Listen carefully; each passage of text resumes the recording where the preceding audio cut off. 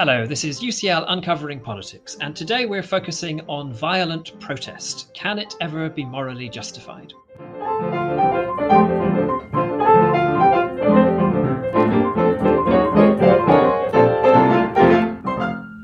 Hello, my name is Alan Rennick, and welcome to UCL Uncovering Politics, the podcast of the School of Public Policy and Department of Political Science at University College London. The coming week sees the first anniversary of the murder of George Floyd. His killing by a white police officer in the American city of Minneapolis sparked a global wave of protests. The vast majority of these were peaceful, but some were not. It's estimated that in the United States, acts of rioting, arson, and looting in the weeks that followed caused over $1 billion worth of damage, the highest recorded damage from civil disorder in US history. So can such violent protests ever be justified? Much public and political opinion says no. Here in the UK, even last year's toppling of the inanimate statue of a 17th-century slave trader was condemned across much of the political spectrum. But one of our colleagues here in the UCL Department of Political Science argues differently. Dr. Avia Pasternak, who is Associate Professor in Political Theory here, argues that sometimes violent protests are morally justified. And I'm delighted to say that Avia joins me now to discuss her analysis. Avia, welcome to UCL Uncovering Politics. And let's start with a little bit of background. I introduced our conversation there with a reference to the Black Lives Matter protests over the past year. But you actually started working on this topic well before that. What led you to write about this topic, the ethics of violent protest? Thanks, Alan, and it's a pleasure to be here. So yes, I started working on this project probably about 10 years ago, and actually the protests that sparked my interest in it were the 2011, what was then called the London riots. I was living at London at the time, and one of the areas that was affected by these protests. So we have seen window shops smashed, and there was a general atmosphere of fear and discomfort about what's going to happen overnight for the residents of the neighborhood.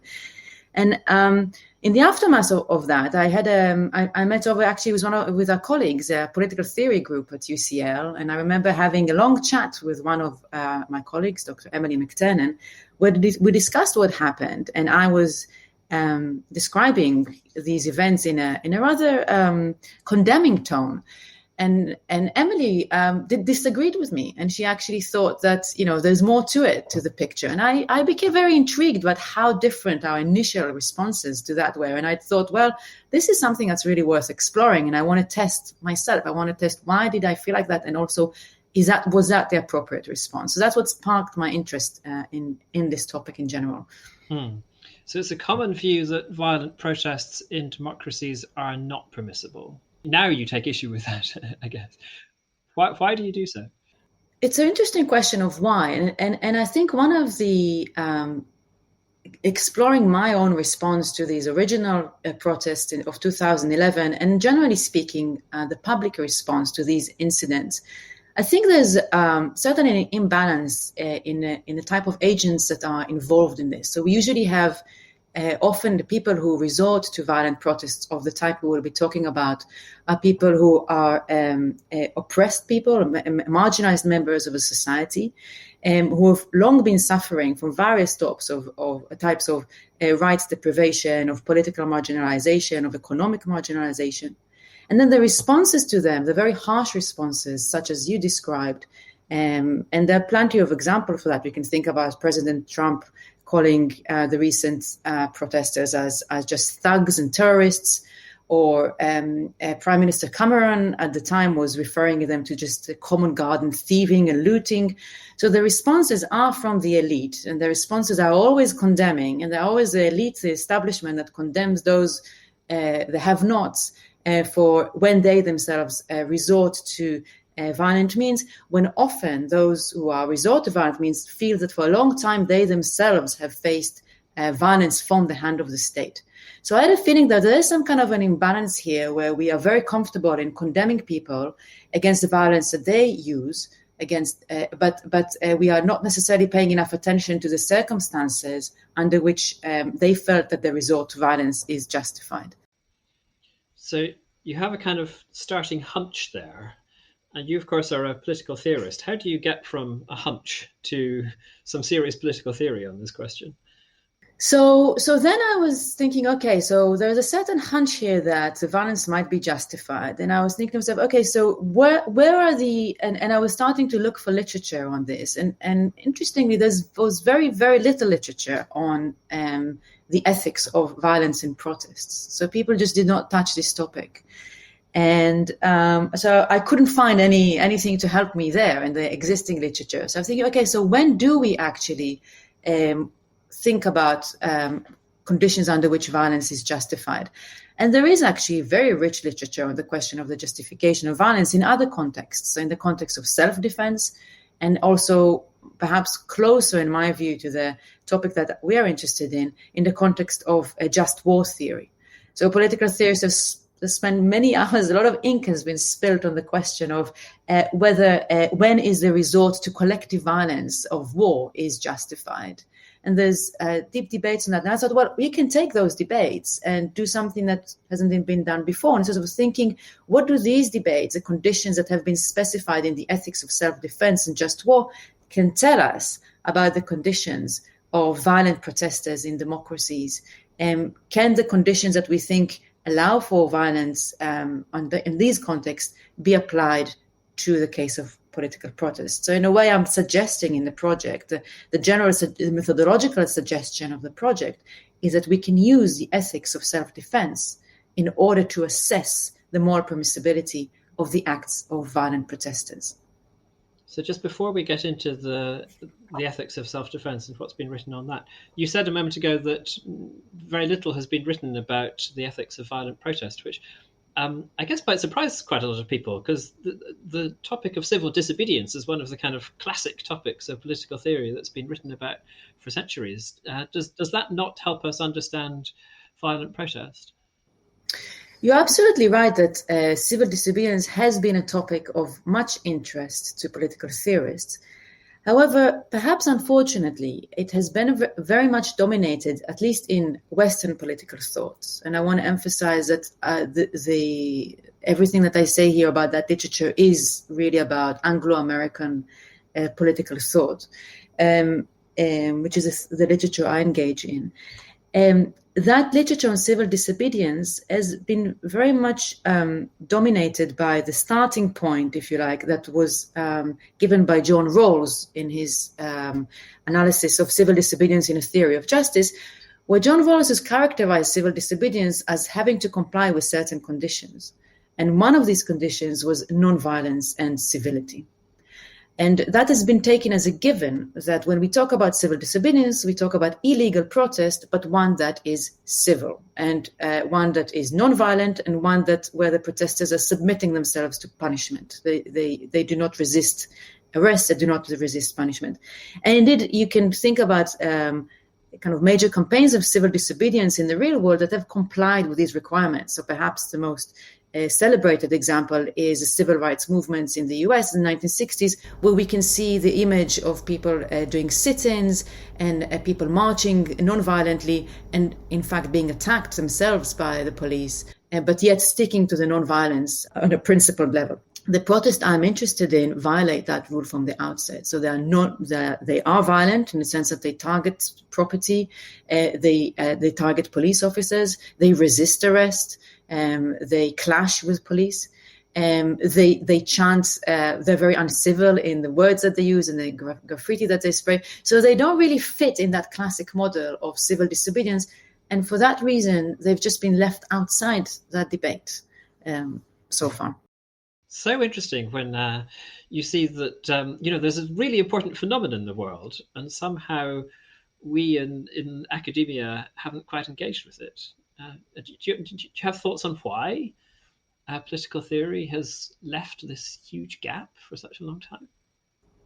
It's a good question. I think there are various reasons to that. I think that perhaps it's a difficult topic to think about because, our knee-jerk reaction, I think, is to be worried about violence and to be seeing violence as something that is we ought not be engaged in a process of justifying it.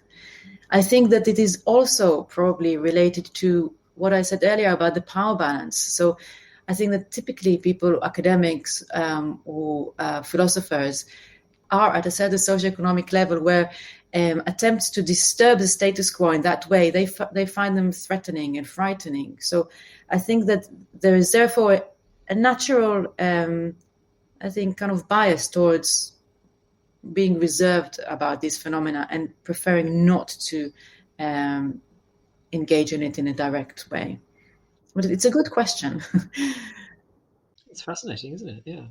So your argument is that we, in order to analyze violent protests, we should use the ethics of self-defense and just war. Can you tell us a little bit about that framework? Yeah, so that framework has typically been, traditionally, has been tailored to kind of simple scenarios where a person, or it can be a person, it can be a state, it can be a nation, face an unjust aggressor, right? So you can imagine in the one-on-one scenario where you are facing, I don't know, an aggressor that threatens you with a gun to tell you your money or your life. Or you can imagine a nation that is facing an unjust invasion.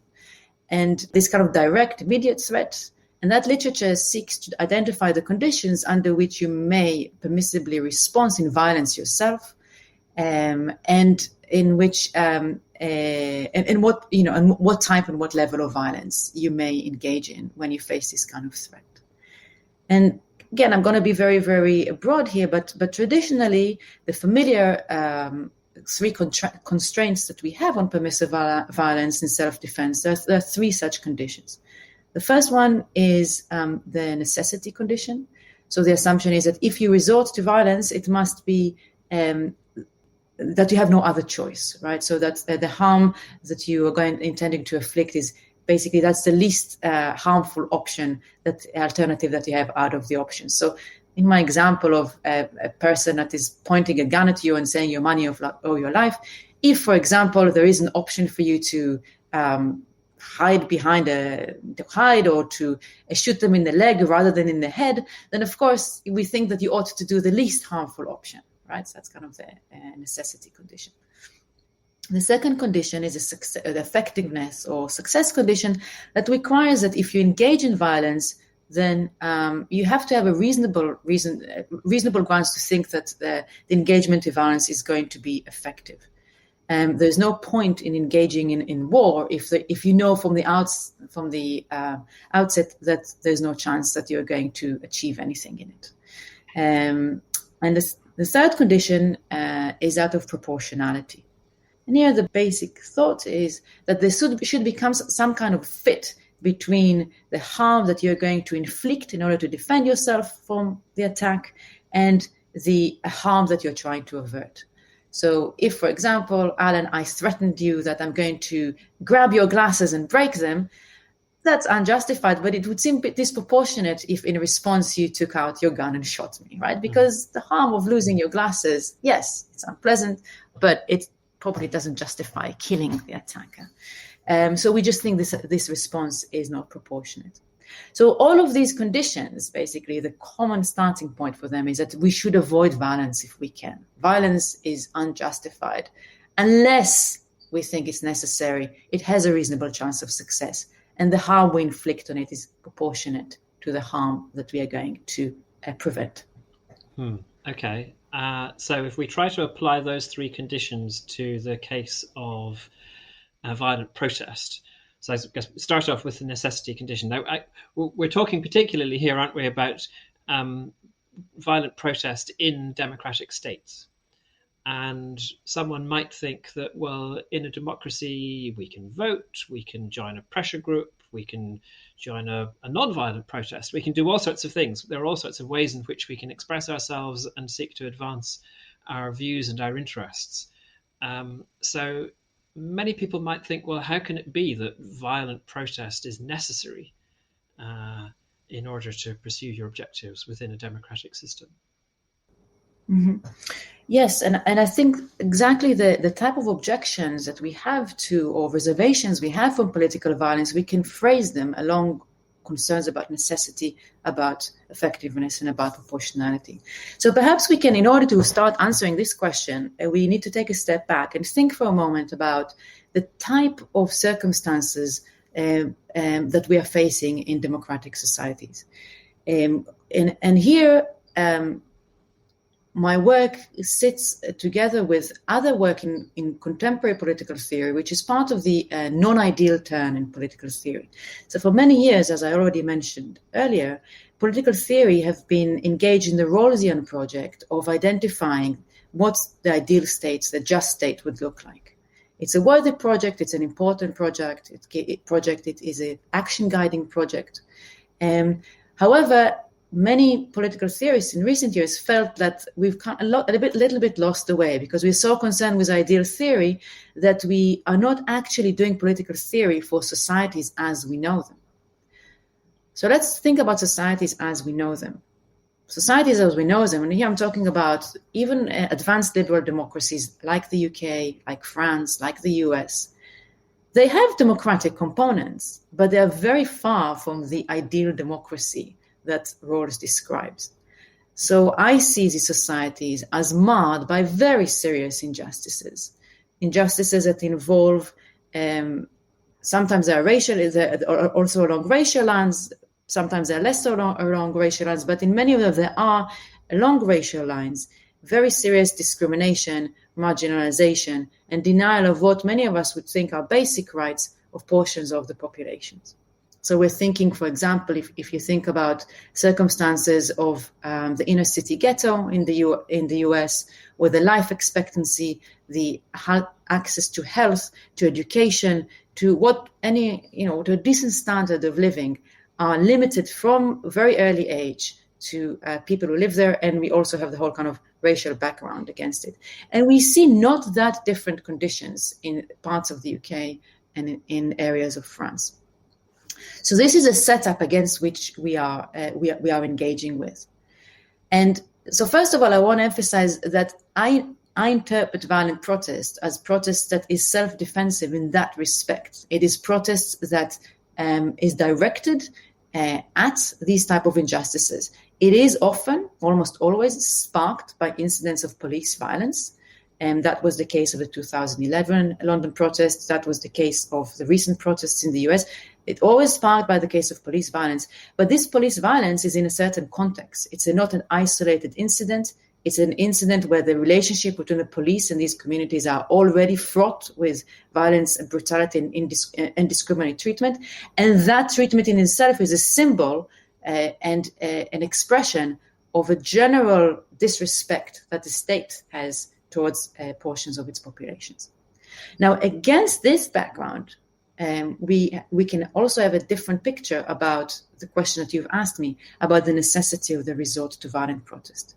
Because it is true that for many citizens in democratic states like those, there are other means to resort to. And there are the ability to participate effectively in the traditional political process and even in campaigns of civil disobedience. So those channels of engagement are available. But I think that it can be the case that populations who for decades have been oppressed by their states feel themselves as politically marginalized, as alienated from the political protest. They don't feel that any of the existing parties, the mainstream parties, do actually care for their interest or represent them. And they have good reasons to think that, right? So the evidence speak on their behalf. So their sense is that the normal channels of political participations are just not open to them. Even if they try to make noise, no one is listening to them. If they try to organize a demonstration, that demonstration will not have the effect. They don't have the connections, they don't have the resources, they don't have the political capital to engage in that type of effective protest. And I think that when we look at real-world democracies and the bleak circumstances under which portions of the population find themselves, it seems that the necessity condition, we become more open to the idea that the necessity condition perhaps has actually been satisfied. Think about all the protests that have been done in the US against police violence. and how little they've actually achieved so far. And I can understand why someone feels like, well, I have exhausted all other options. I guess that takes us on to the second criterion, the effectiveness criterion. Is there evidence that violent protests work? This is a good question. And the answer is, as always in political science, yes and no. Or perhaps in this case, we should say no and yes. There is a lot of recent work on the effectiveness of violent protests by political scientists. And the most cited, the most celebrated and cited works on this, for example, the work by Erica Chenworth and Maria Stephan, or the work of Omar Wassou from Princeton, suggests that a resort to violence is not effective in bringing about change in public policy. So their study suggests that there's two problems with the resort to violence. One is that it's actually creates both voters and policymakers turn against, they feel that they are coerced and they turn against, they turn to law and order policies, which are often in tension with social justice goals. And also that violent protest movements have harder time of recruiting the type of citizens that they need in order to get effectiveness. So people just don't want to associate themselves with violent protests. And I think this is important, and of course, we should bear that in mind. However, I don't think, reading that literature, I think that we can raise some questions about the effectiveness condition, and I want to raise two questions. First of all, I think that there's been a lot of focus on the US in this respect, like a lot of political science, and the US is an example with, it's unique in its own ways. But the evidence from Europe, for example, suggests that those connections between violent protests and policymakers can be different. So, for example, in France, violent protest has actually been more effective than in the US. In the UK, the picture is more mixed. So my point is that we shouldn't think that what happens in the US, we should draw conclusions about what happens everywhere else. The second thing I want to say is that we should think about what do we mean by violent protests. So, for example, the very cited database of Chenworth and Stephan looks at violent protests, but type of violence that are fairly high. Okay, so they're thinking about terrorist campaigns, armed resistance. We have to remember that the violence we're talking about in protest is of a much lower level, right? So we are talking here about episodes, short episodes, outbursts of violence that are mainly targeting private and public property. And there isn't kind of organized resistance, using of lethal weapons and so on and so forth. That's not the type of violence that I'm interested in. And there's less research on the effectiveness of that type of protest. And the third thing I will say quickly is that we should also consider what do we mean by effectiveness.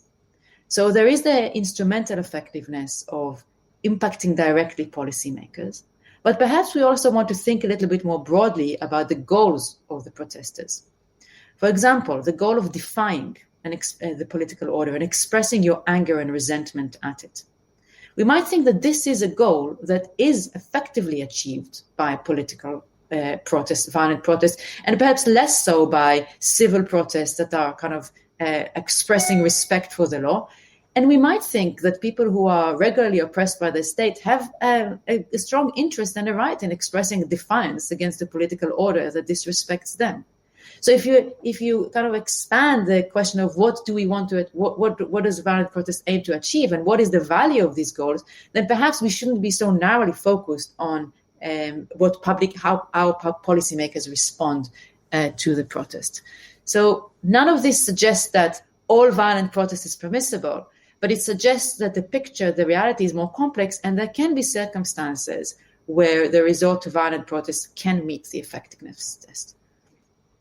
Okay, so that's necessity and effectiveness, the first two criteria. The third one is proportionality, and presumably the proportionality principle implies that some forms of violent protest are easier to justify than others. Yes, I think so. And I think proportionality is the condition in self-defense theory that probably has received the most attention, because it's the one that raises the most interesting philosophical question. How, as I said earlier, the basic idea is that the harm that you inflict in self-defense should be some kind of a fit to the harm that you seek to avoid, to prevent in your actions. But how do we actually conceptualize that fit? And what factors play a role here is an important question. So I want to mention two factors out of many factors that I think play a role here. They're not the only factors. One is the type of harm that you target, that the protesters target. And here I think we can broadly distinguish between targeting property versus targeting life and limb. And I think the general agreement we have is that the damage to property is a less severe harm than targeting life and limb. Again, these are broad distinctions. And even with these categories, we might think that there's an important difference between the harm that is resulted from targeting private property, such as people's apartments or people's shops, versus the harm that is resulted from targeting public property, such as police stations or government buildings and so on and so forth, right? So here too we might think the distinction. Some people also think that there might be a distinction between targeting police officers or public officials and targeting fellow citizens. The other distinction that is relevant here when we think about proportionality is who are the agents that are being harmed. And here I think that there is, drawing on existing work, I think we should distinguish between harm that is inflicted on people who are themselves responsible for the original attack, the unjust attack, and harm that is inflicted on third parties or bystanders. So in my original, just to kind of tease our intuitions about that, in my original simple example, where a person is facing an unjustified attacker, we might think that an unjustified attacker who threatens somebody else's life, it seems proportionate that they themselves will be subject to a similar level of harm in response. So it seems proportionate that if I have to kill them in order to save myself, that seems like that there's a fit. On the other hand, if the only way that I can defend myself from that unjustified attacker is grabbing, I don't know, a child that's just passed by in the street and using that child as a shield against myself, I think most of us would think that is unjustified, right? So that third parties, we shouldn't, the harms that they might be liable to in order to defend myself are much, much lower than that of a unjustified attacker. So that, of course, bears on the question of violent protest. If we think that there are some agents who share responsibility, or perhaps share the blame for the conditions under which the protesters find themselves, then we might think that there's a higher level of harm that they are liable to. On the other hand, we might share the intuition that those people who don't share any such responsibility, perhaps fellow oppressed citizens, there's much harder to justify the harm that is done to that they may incur. And I guess that leads on to all sorts of big questions, but not necessarily ones that we have time to go into any detail on now, about whether there can be group responsibility. So whom can we hold responsible in this kind of calculus? Absolutely. And my own view, and this is a controversial view, but my own view is that we can talk about group responsibility. And my own view is that we can talk about the responsibility of the state as an agent. I think that this is commonly shared intuition that the state itself, we can blame the state, we can be angry with the state for the way it's treating us. And that I think that people who are serving within the state could sometimes be liable in light of that group responsibility, part of that organization that they are part of. Again, I want to emphasize that there's a lot of carefully crafted distinctions that need to be drawn here, and which I do in the paper. So I'm just giving you the general framework, and we need, of course, to be carefully investigate the moral position of different actors in different circumstances.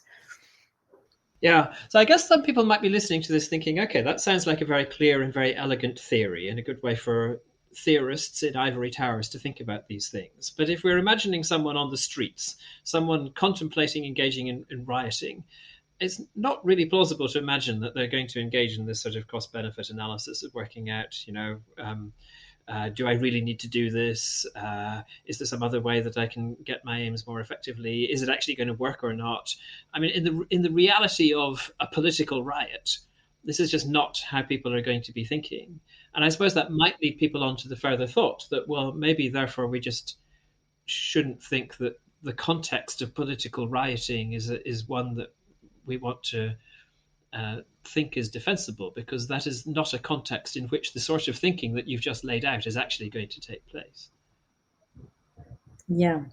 Okay. Thank you. So before I answer the question, I just want to say that you use the term political rioting here, and I just want to clarify what this term means. So this is indeed the term that I myself have used to explain this, to describe the phenomena that I'm talking about. So it's basically the type of a group violence that we see in the streets, but one that has a political motive. It's a form of protest. So I use the term of political rioting to describe this, and I want to use it in a neutral sense, right? So I don't describe it as a good or a bad phenomenon. I think it can be good. I think it can be bad. I've moved away from this concept in more recent world because I think that the term rioting is actually now as become a condemnatory concept almost by definition. So I use the term violent protest, but I think we mean the same thing. And to your question, so I want to say two things. First of all, it is not entirely true that people who engage in violent protest don't have these questions in mind. So when we look at real-world violent protest, we do actually see that people are discriminatory in their behavior. And there are certain crowd norms that develop. There are descriptions of people who specifically target this kind of property because they have reasons why they think the person who owns this property is in some way complicit in the injustice, but they wouldn't target other type of other property or other individuals. And there are within the protest, we can hear also people condemning each other. No, we don't do this. This is something else. So the question about, I want to emphasize that indeed some protesters, and I'm not trying to kind of create here a rosy picture of protesters, some protesters are indeed carried away and are doing this for fun and actually don't have these kind of considerations in mind. But at least some protesters, and the ones that are politically motivated, have those questions at the back of their mind. And if that's the case, and I think that as political theorists, it is our responsibility to engage with these type of questions and to provide some answers to these questions about what type of violence can be permissible. Now, I'm not here as suggesting that that people will necessarily follow these rules to exactly, but I think we do need to think with them together about what are the ethics as a general line that should guide the type of protest, and maybe we want to see more of that type of engagement in actual protests. I wish we had time for me to ask you more. I've got all sorts of further questions that I'm eager to get into, but we'll just have to have you back at some point in the future. But Avia, thank you so much. That has really been a very illuminating discussion. And you can find out more about Avia Pasternak's article. Indeed, you can find the article itself. It's called Political Rioting, a Moral Assessment, and it's in the journal Philosophy and Public Affairs. Full details are in the show notes for this episode. We will be back next week. I'm not sure, to be honest, what the topic will be. It'll be a surprise, but you can be confident that it will stimulate the mind. So remember to make sure you don't miss out on that or other future episodes of UCL Uncovering Politics. All you need to do is subscribe. You can do so on Apple, Spotify, or whatever podcast provider you use. I'm Alan Rennick. Our producer is Abby Turner. Our theme music is written and performed by John Mann. This has been UCL Uncovering Politics. Thank you for listening.